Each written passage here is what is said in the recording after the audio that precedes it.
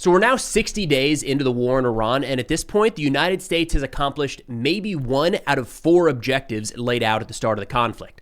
Now, that's not to say that we can't or won't meet those objectives, just that we haven't yet, as we sit here today, and there's still probably a ways to go before we get there. Now, in today's video, we're going to be looking a lot at official U.S. government statements from the White House, from President Trump, from the Defense Intelligence Agency, to kind of paint the picture of where things stand today. And starting out, there was a statement released on the White House website on April 8th at the start of the ceasefire that said President Trump laid out clear objectives in Operation Epic Fury. And in just 38 days, the greatest fighting force the world has ever known met those objectives with overwhelming strength and lethal precision. Iran has now agreed to a ceasefire and reopening the Strait of Hormuz as the Trump administration negotiates a broader peace agreement. Once more, proving peace through strength victorious. Now, I said 4 objectives. That's what the White House listed at the start of the conflict. We're going to run through those here in a second. I would argue there's 5 now because the Strait of Hormuz remains closed, but we'll get to that at the very end of today's video. I think for the time being, it's best assessing progress based off of what the White House laid out as objectives on day 1. And to those, they said 1 was the destruction of the Iranian regime's missiles. 2 was the annihilation of their navy. 3 was ensuring their terrorist proxies can no longer destabilize the world. And 4, ensure Iran can never obtain a nuclear weapon. Now, starting at the top here, 1 through 4, the first, the destruction of Iran regime's missiles. On that April 8th statement, the start of the ceasefire, the White House put out, quote, Iran's ballistic missile arsenal and production capacity has been raised. More than 85% of the regime's defense industrial base, including the majority of its ballistic missiles, launcher vehicles, and long-range attack drones, have been destroyed, eliminating its ability to project power and use those capabilities as a shield around their ultimate pursuit of nuclear weapons. Now, a few days later, on April 16th, the head of the Defense Intelligence Agency, Lieutenant General Adams, said, quote, Iran retains thousands of missiles and one-way attack UAVs that can threaten U.S. and partner forces throughout the region, despite degradations to its capabilities from both attrition and expenditure. So, yes, Iran no doubt has lost a lot of their missiles. They fired a bunch. They had a lot destroyed underground. And when they came out to try to fire, they've lost a lot of their mobile launchers. There's no disputing that. I don't think we can count this objective as accomplished because when you look at the White House statement here, they say they have eliminated the ability for Iran to project power and use these capabilities as a shield around their ultimate pursuit of nuclear weapons. Iran is still projecting power today. Right. So getting Iran to 0 missiles or 0 drones is unrealistic. That's not going to happen. And you'll note that that was not what was laid out by the White House. But if we're trying to eliminate their ability to project power, we can't say that we're there yet. I mean, right now, one of the concerns is if we reconvene hostilities and start going after targets inside of Iran, that they will strike a number of locations across the Middle East, energy facilities, electrical facilities, things like that, oil processing facilities. That is the Iranian ability to project power. So if we're concerned about that ability still being there, then clearly it has not been removed, at least entirely, as of yet. Now, turning to the second objective here, the annihilation of the Iranian Navy, I would say at this point, largely achieved as a kinetic matter, like most of their Navy no longer exists. However, their Navy is still able to project power today, as we can look at the Strait of Hormuz and the status of ships transiting that area. Going to the White House statement on April 8th, they say Iran's Navy has been obliterated. 150 warships across 16 classes have been destroyed. Every submarine has been sunk. And 97% of its once massive inventory of naval mines have been eliminated.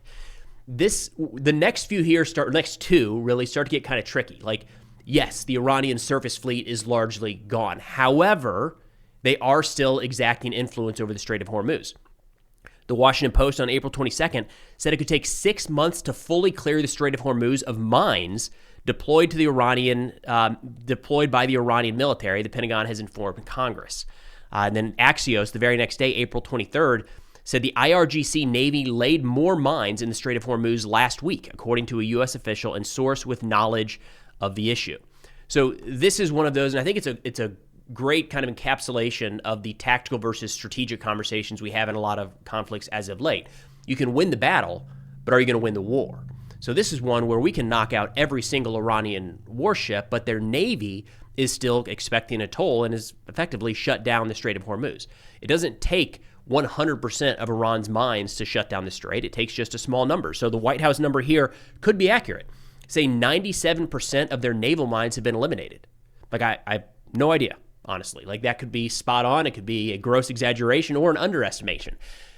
But it doesn't matter, because if there's the thought that a couple mines are in the Strait of Hormuz, that drastically affects shipping. So again, yes, technically, a lot of ships destroyed, no doubt, no questions about that. However, the Iranian Navy does still have a significant amount of influence in the Persian Gulf, and especially the Strait of Hormuz. Now, the next two are interesting. We're getting into the proxies and the nuclear program, which strangely doesn't get mentioned at all in this most recent White House statement. But first, a quick thank you to the sponsor of today's video, MyHeritage. So this is not exactly what I thought it was going to be. I mean, the name Preston Stewart gives it away. Clearly some English and Scotch heritage, but I actually thought there was going to be more German. And the best part is you can find all of this stuff out yourself right now for just $19, which is honestly way cheaper than most DNA tests out there. And that's one of the reasons I partnered with the sponsor of today's video, MyHeritage. MyHeritage is a global family history and DNA platform that makes it easy to explore your origins and learn more about your background. The test itself is simple. It's just a quick cheek swab that takes about 2 minutes. Then you send it in and wait for the results. Now, when those are ready, you get an ethnicity estimate, which breaks down your origins across 42 ethnicities and more than 2,100 geographic locations.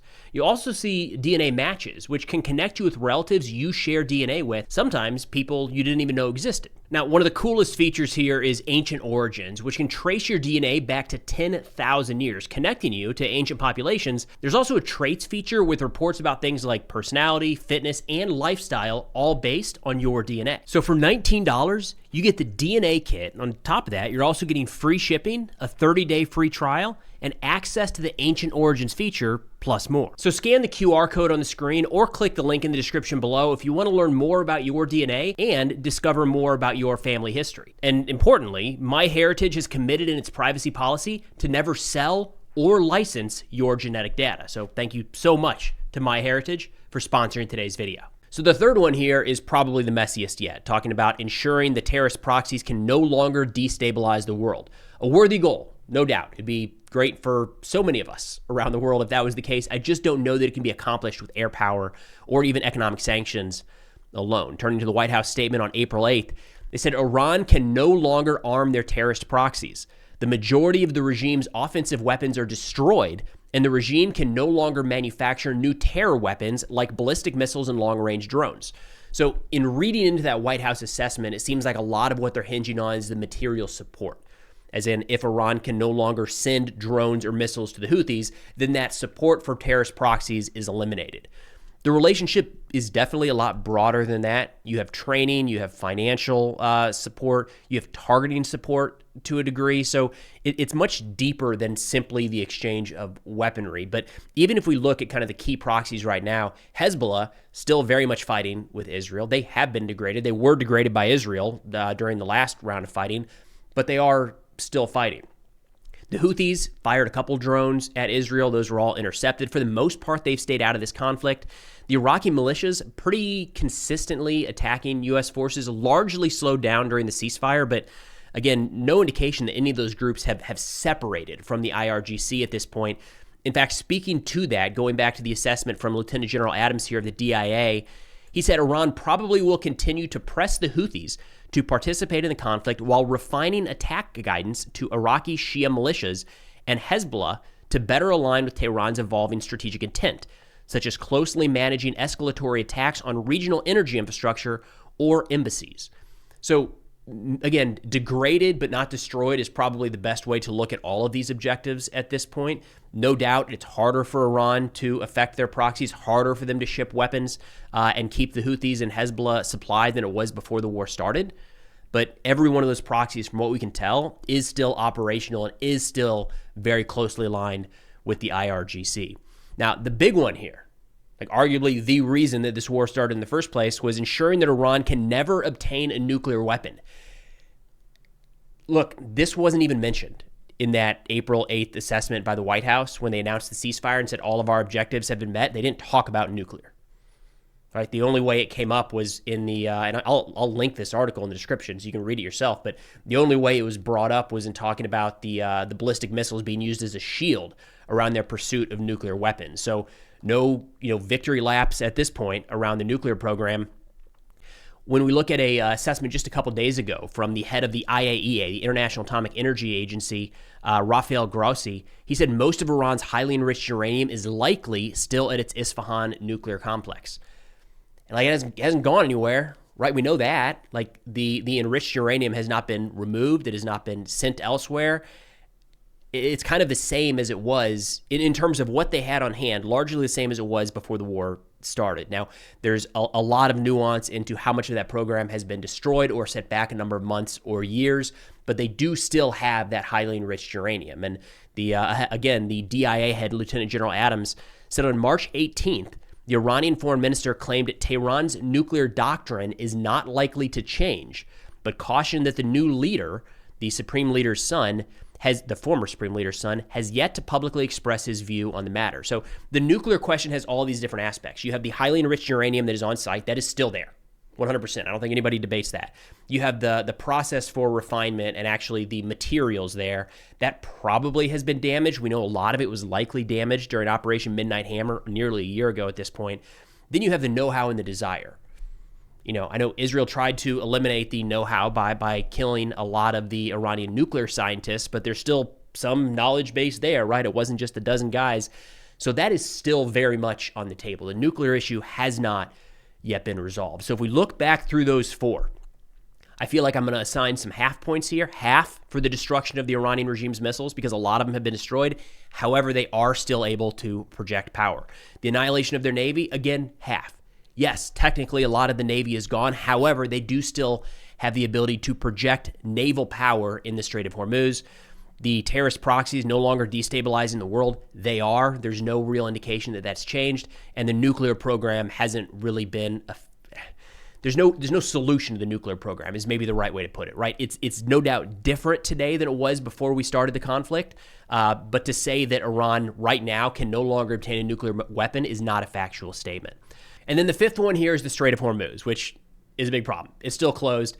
The U.S. did not lay this out as a wartime objective at the start of hostilities because that would have been weird. The strait was open at the start of the war. But now, pretty clearly, this is an important issue. And it's not just important for what comes in and out of the strait, like, 20% of the global oil supply coming through there. That's important to unlock. But also just the precedent being set that a country with very little effort, all things considered, and this is one of the things Iran figured out, is it takes sometimes just the threat of closing the strait to take control of an international waterway. That's a problem. That's not the world we want to live in by any stretch of the imagination. So the Strait of Hormuz, still closed. We got to resolve that one. And as of today, it's pretty clearly not resolved. So I'm leaving it out. I'm going to say one of four initial objectives were met, with that fifth one still, of course, needing to be resolved. But that's all we got for now. And remember that if you want to learn more about your DNA and family history, you can click the link in the description below or scan the QR code on the screen. And be sure to use code PS at checkout. Thanks for watching, and we'll see y'all next time.